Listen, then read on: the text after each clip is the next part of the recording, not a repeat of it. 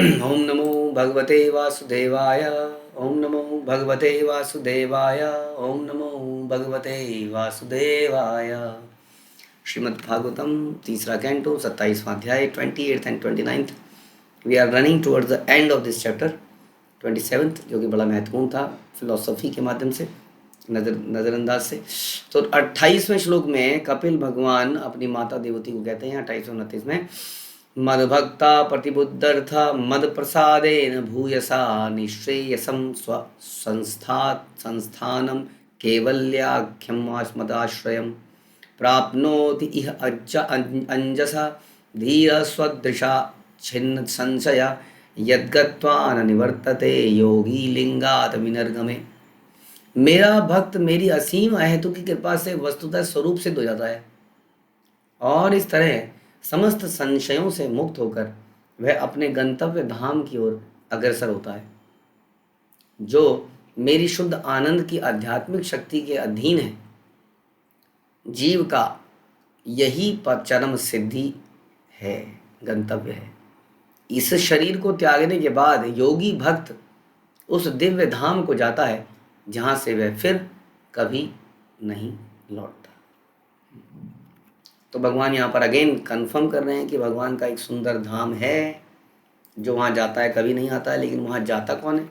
वहाँ जाने के लिए बता रहे हैं जो मेरा भक्त है और मेरी कृपा से उसको स्वरूप सिद्धि प्राप्त होती है। स्वरूप सिद्धि का मतलब होता है वी हैव मिस आइडेंटिफिकेशन। अभी हमें पता नहीं है कि मैं कौन। पागल की तरह हम भूल चुके हैं। पागल भूल चुका होता है कि वो कौन है, हम भूल चुके हैं। कोई आदमी हमें याद नहीं दिला पा रहा है। कोई कह रहा है तुम भूल गए मुझको, तुम मेरे दोस्त हो, मैंने तुम्हारे लिए बचपन में क्या नहीं किया था। फिर अचानक से बोलता है भूल गया, शादी होते ही माँ को दूध पिलाया, तेरे को मैंने सीने से लगाया, अपना ये चुराया। पत्नी कहती है तुम्हारे लिए मैंने अपने बाप का घर छोड़ दिया, भूल गए मुझको। हर कोई हमें कुछ याद दिला रहा होता है। तुम भूल गए तुम मेरे पति हो, तुम भूल गए तुम मेरे बेटे हो, तुम भूल गए तुम मेरे हो। निरंतर। और पागल की तरह हम भी कंफ्यूज रहते हैं, हम क्या है, हम क्या है, हम ये हैं, हम ये है, हम ये है, ये करूँ ये करूँ, इसको पसंद करूँ, इसको पसंद करूँ, किसको किसको किसको किस किस किस किस किसको किसको प्यार करूँ। तो हम भी परेशान रहते हैं। लेकिन हमारी रियल आइडेंटिफिकेशन यहाँ बताई जा रही है, जो स्वरूप सिद्धि है। आखिर में हूँ कौन? तो whom I should satisfy। हाँ, तो वो किसको मिलती है स्वरूप सिद्धि? वो मिलती है मेरे भक्त, मेरा भक्त मेरी असीम कृपा से, अहेतु की कृपा से स्वरूप सिद्ध हो जाता है। तो भगवान का जो भक्त है, यदि वो सरेंडर करता है, शरणागत होता है, समर्पण करता है अपने आप को, भगवान पर डिपेंड करता है टोटली, इस प्रोसेस में आगे बढ़ता है बिना डरे हुए, तो उसको अपने रियल आइडेंटिफिकेशन का पता चलता है कि मैं इसका हूँ या मैं इसका हूँ या मैं इसका हूँ, कि मैं किसका हूँ और मुझे करना क्या है। और वास्तव में जो मुझे बोल रहे हैं कि तू मेरा है, तू मेरा है, वो भी उसी के हैं, लेकिन उन्होंने अपनी अलग दुनिया बना ली है इस संसार में। इसलिए जब तक हमने अपनी दुनिया बना रखी है तब तक उस दुनिया में कौन जाएगा? कोई नहीं जाएगा ना। एक आदमी जो अपने घर से बहुत सेटिस्फाई, आप बोलोगे अब वहाँ पे एक फ्लैट निकले, आप अप्लाई करना चाहोगे, बड़ी अच्छी जगह है, वो कहेगा जी मैं खुश हूँ जहाँ पर हूँ, जैसा भी हूँ खुश हूँ, मैं नहीं हिलना चाहता। अक्सर आदमी लेजी होता है, अपनी स्थिति में रहना चाहता है। साइंस भी यही कहती है, लॉ मोशन के लॉज भी यही कहते हैं कि हर वस्तु अपनी जगह पर बनी रहना चाहती है, हिलना नहीं चाहती वहाँ से, चाहे वो सजीव हो चाहे वो निर्जीव हो, है ना। निर्जीव आदमी का धम से कहीं बैठ गया तो बैठ गया, कंफर्ट जोन में हम घुस जाते हैं तो घुस जाते हैं, वो निकलना नहीं चाहते। इसलिए आदमी जिस घर में है, जिस जगह में, अनलेस कि उसके जीवन में बहुत बड़ा हिला दे कोई उसको घर से। हमने देखा ऐसा होता हुआ। आदमी घटिया से घटिया घर में रहता है और कई बार उसको घर दिखाया जाए, यहाँ का टॉयलेट अच्छा नहीं है, यहाँ की किचन अच्छी नहीं है। अरे अपना घर देखा है आपने? बूचड़ खाना ऐसा दो देखा हमने? पता नहीं क्यों अच्छा ही लगता है फिर भी वो, क्योंकि आदमी जिस स्थिति में है उस स्थिति में बना रहना चाहता है। ये उसकी लेजीनेस है, ये उसकी अज्ञानता है। हाँ, इसलिए भगवान की कृपा है उसके ऊपर, जो समझ पाता है कि असली स्थिति क्या है, मैं कहाँ नरक में पड़ा हुआ हूँ, निकलना चाहिए मुझे यहाँ से। यही ज्ञान है वास्तव में।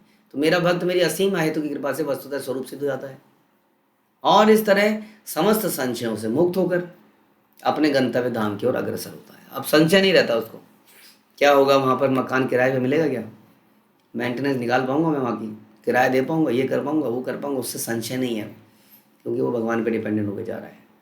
हाँ, वो रिस्क लेता है। हम लोग भी रिस्क लेते हैं जीवन में, हम बड़ा खतरनाक रिस्क लेते हैं, हम लोग तो बहुत ही बड़ा रिस्क ले रहे हैं।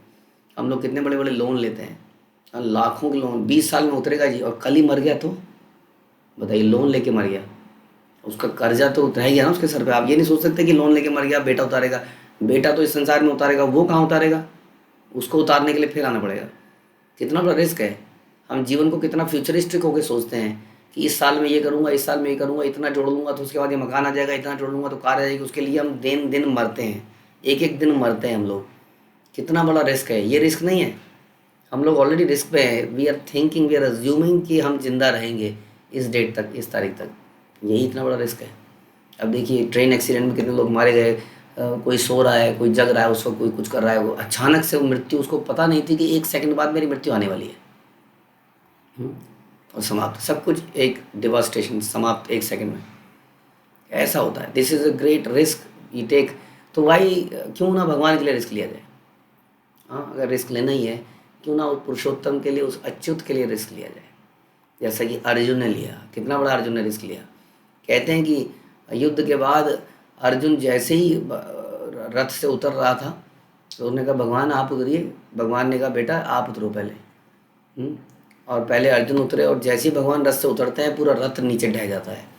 और रथ में इतने बाण लगे थे कि हर कोई जानता था कि अर्जुन को समाप्त कर दिया तो युद्ध समाप्त है। कितने बाण लगे होंगे उस रथ के अंदर, सोचिए ज़रा।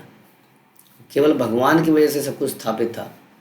तो ऐसा नहीं था कि अर्जुन का गांडीव था तो वो जीत गया या जीत जाता, अर्जुन को भी मालूम थी ये बात। हाँ, तो वास्तव में अर्जुन ने बहुत बड़ा रिस्क लिया था भगवान के लिए।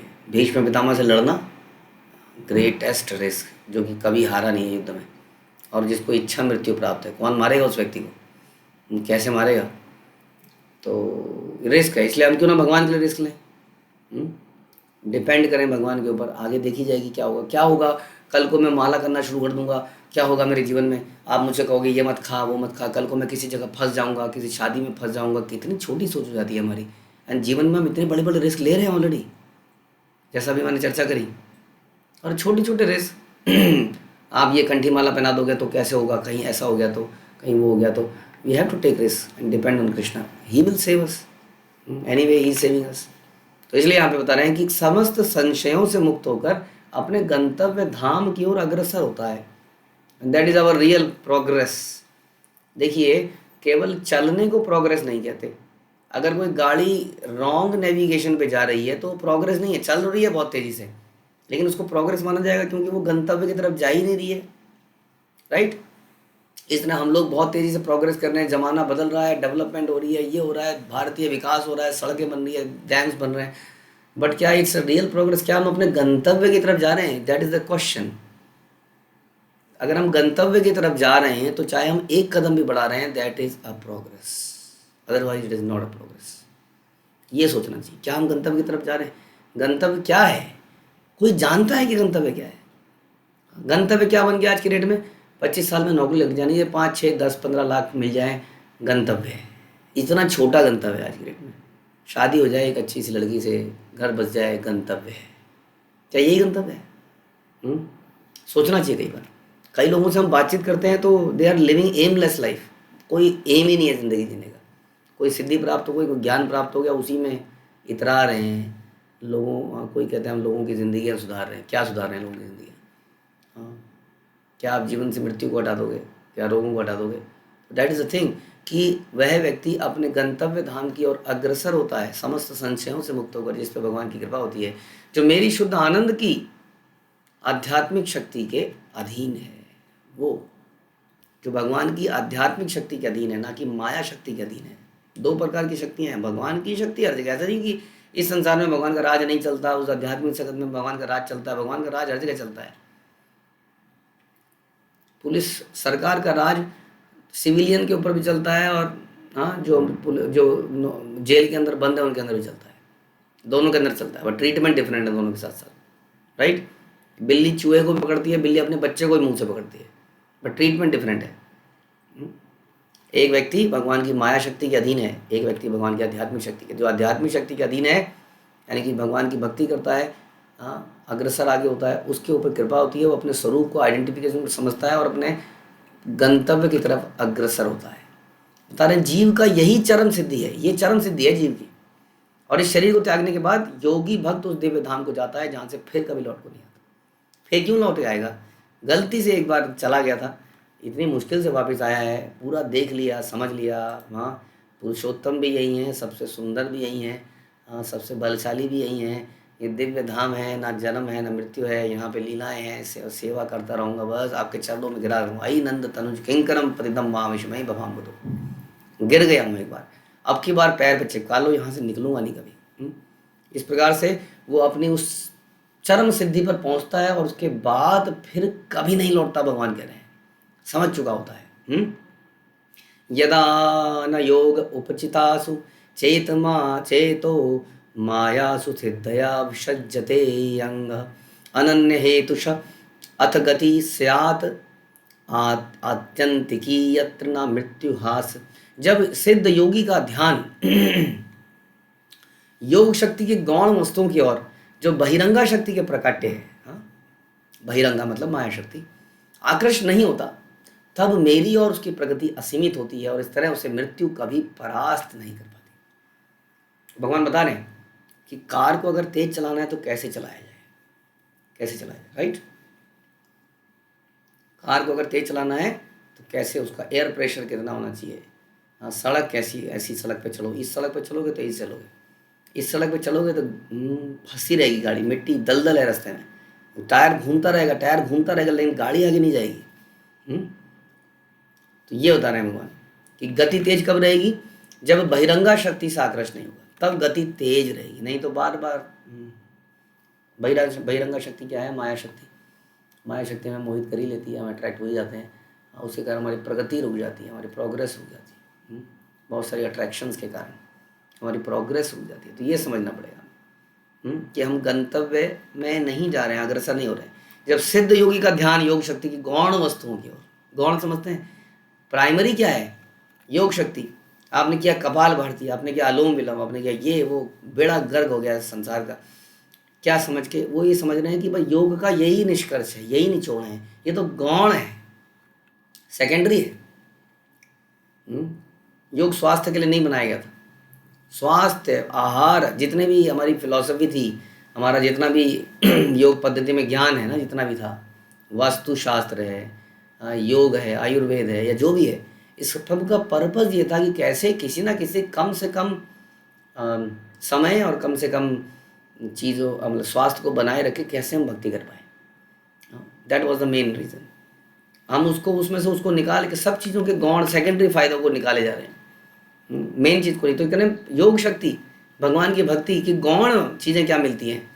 ऑपुलेंस मिलती है, हाँ पूछताछ मिलती है, कोई लोग पूछते हैं, सम्मान देते हैं, पैसा मिलता है, कई बार संसार में हमें, हाँ अच्छी पत्नी मिल जाती है, सुंदर पत्नी मिल जाती है, कोई डिग्री मिल जाती है, बहुत फेमस परिवार में हम जन्म ले लेते हैं, बहुत एरिस्टोक्रेटिक फैमिली में पैदा हो जाते हैं हम लोग, हाँ कोई बहुत ही बढ़िया लोकेशन में हमें घर मिल जाता है, एनीथिंग।